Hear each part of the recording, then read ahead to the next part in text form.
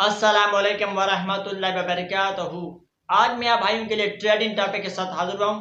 آج کے ٹاپک ہے اللہ اور نبی کے علم غیب میں فرق۔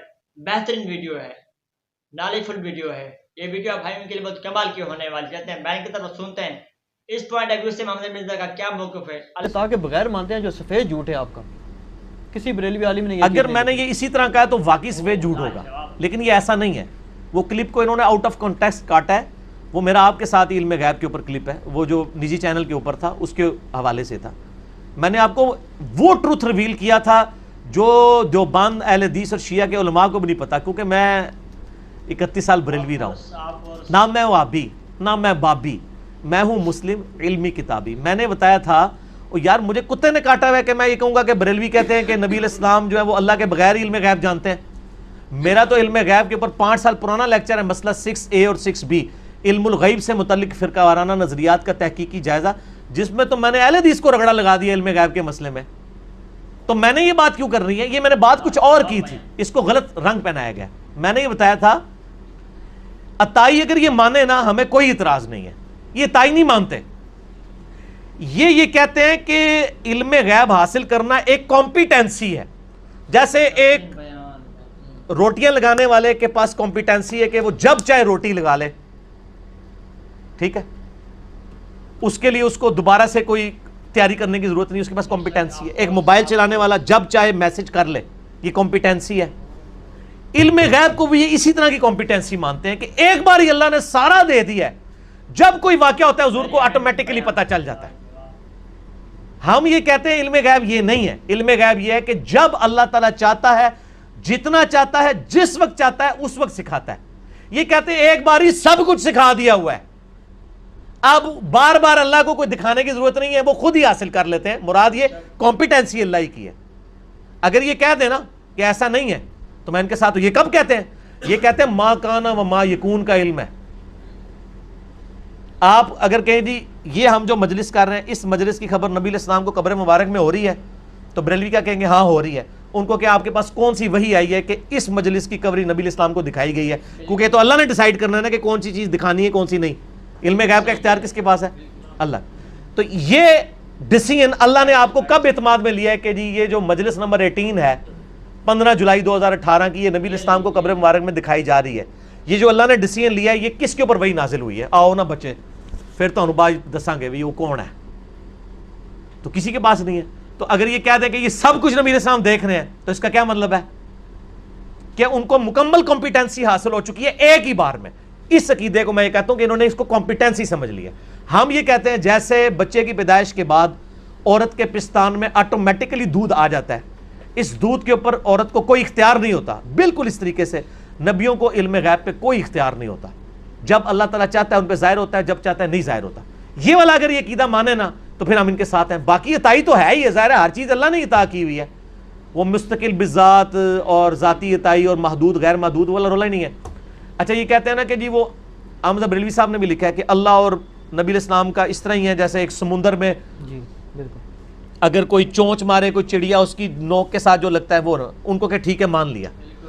اب جو اتنا بڑا فرق ہے کہ ایک سمندر ہے اور ایک طرف چونچ کا قطرہ ہے، تو ذرا موٹے موٹے فرق گنوائے نا پھر کہ یہ چیز اللہ کو پتا ہے اور یہ نبی کو اس نے نہیں بتائی۔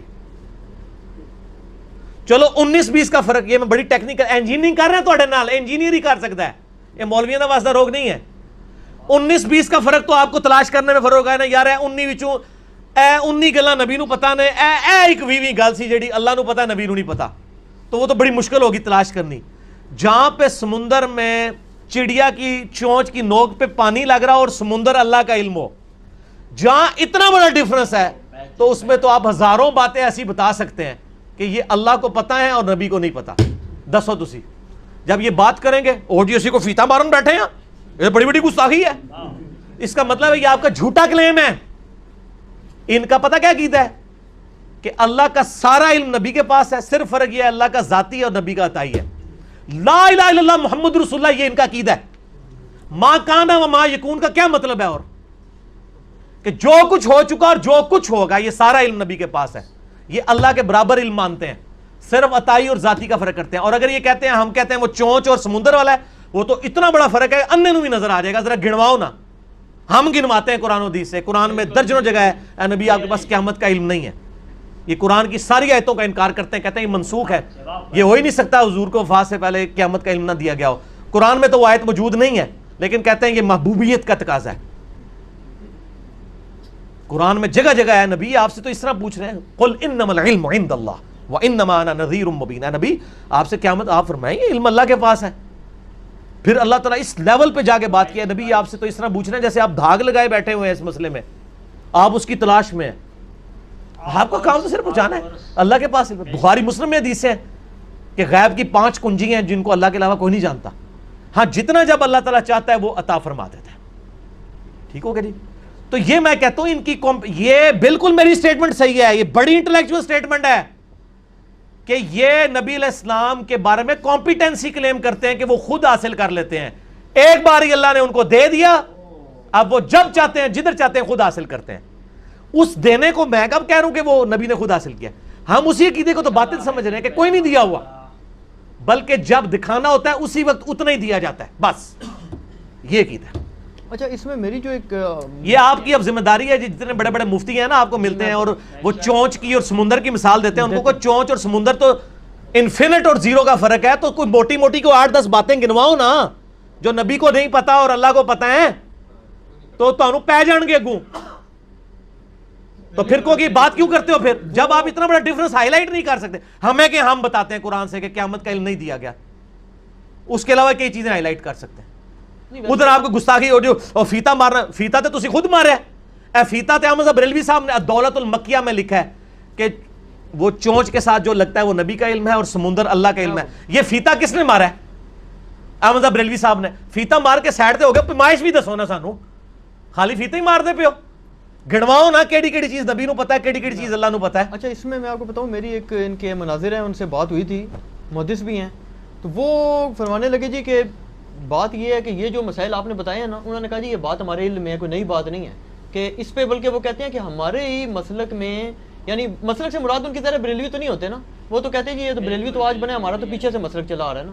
تو وہ کہتے ہیں ہمارے ائمہ میں اس میں اختلاف رہا ہے, بلکہ ایک منیب الرحمان صاحب کے بھی آپ سمجھ لیں, پتہ نہیں آپ اساتذہ میں آئے یا نہیں ہے, لیکن بہرحال وہ بھی ان کی طرف رجوع کرتے ہیں بعض مسائل میں. انہوں نے بھی مجھے کہا, وہ کہتے ہیں جی ہمارا ان باتوں میں اختلاف ہی نہیں ہے, اس میں تو ہمارے ائمہ کا اختلاف ہے اس قسم کے مسائل میں. وہ کہتے نہیں تو پھر گستاخی کے فتوے کیوں لگا رہے ہیں؟ وہ کہتے ہیں جی مسئلہ مین یہ ہے کہ جو غیب کا مسئلہ ہے نا, یا میں آپ کو مناظر جو ہے کہ ان کی بات بتا رہا ہوں, انہوں نے کہا جی ہم یہ جو بات کرتے ہیں غیب کی, یہ بیسیکلی ہمارے کنٹیکسٹ میں بات ہے, یعنی ہمارے لیے وہ چیزیں غیبی ہیں. باقی وہ کہتے ہیں سارے علم غیب کو کون انکار کر رہا ہے؟ آپ تو سوال گندم جواب چاہنا, ہم تو مانتے ہیں. ہم نے تو کہا جو آپ نے کلیم کیا ہے نا اس کی لسٹ ہمیں بنا کے دیں. نہیں وہ کہتے ہیں لسٹ ہم بنانے کے مجاز ہی نہیں, ہمارے پاس علم ہی کوئی نہیں. علم نہیں ہے تو پھر آپ ما کانا وما یکون کیوں کہہ رہے ہیں؟ وہ کہتے ہیں اللہ کے علم کا پتہ ہے, سارے ما کانا وما یکون کیوں کلیم کر رہے ہیں پھر آپ؟ قرآن میں کہیں لکھا ہے کہ اے نبی جو کچھ ہونا تھا اور جو کچھ ہوگا ہم نے آپ کو علم دے دیا ہے, یہ آپ نے کیوں کلیم کیا ہے پھر؟ ہم یہی تو کہہ رہے ہیں آپ کا عقیدہ ہی جو ہے وہ بدعت کے اوپر مبنی ہے, آپ نے خود گھڑا ہی ہے. یہ انہوں نے کہاں لکھا ہے؟ سر جمعے کے ہر خطبے میں کہتے ہیں ما کانا وما یکون. تسی چنگے بریلوی نہ رہے ہو, جا کے پوچھو ما کانا وما یکون. نہیں وہ کہتے ہیں نا, کہتے ہیں جی ہمارے تو بڑے جو 4-5 علماء ہیں نا, نعیم الدین مراد آبادی صاحب, احمد رضا بریلوی جی نعیم الدین مراد آبادی صاحب کی تفسیر پڑھ لیں, مفتی احمد رضا نعیمی صاحب کا نام جال حق میں نا علم غیب کی تفسیر پڑھ لیں. اچھا انہوں نے دنیا کا ہر علم ثابت کیا ہے, کسی ایک کی بھی نفی نہیں کی ہے. جب آپ نفی کسی چیز کی نہیں کر رہے تو ہمیں چونچ اور سمندر کی مثالیں کیوں دے رہے ہیں؟ اصل میں شاہ جی ان کو جس طریقے سے میں نے ان کی چیزیں پکڑ کے ہائی لائٹ کی ہیں نا, میں نے مرض پکڑ لیا ہے.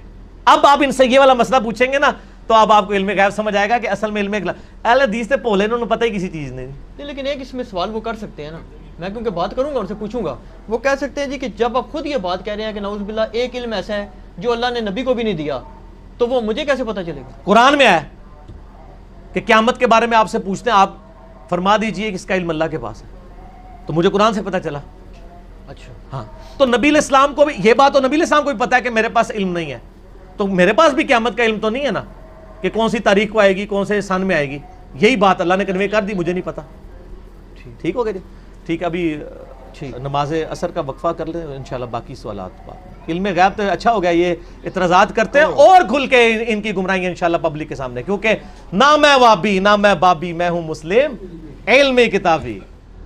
ہاں جی, نماز عصر کے وقفے کے بعد شاہ جی وہ بات ہو رہی تھی علم الغیب والے علم مسئلے غیب سے related ڈیٹیل لیکچر تو میرا 6A اور 6B ہے، ٹھیک ہے. اور یہ یعنی نماز کے وقفے کو ہم نے غنیمت سمجھا. تو آپ نے کہا تھا نہیں کہاں انہوں نے لکھا ہے کہ ماں کان و ما یکون کا علم ہے، تو یہ میرے ہاتھ میں احمد صاحب ریلوی صاحب کا ترجمہ ہے، یہ دکھائیں جی ان کو HD کیمرے میں. کنز الایمان،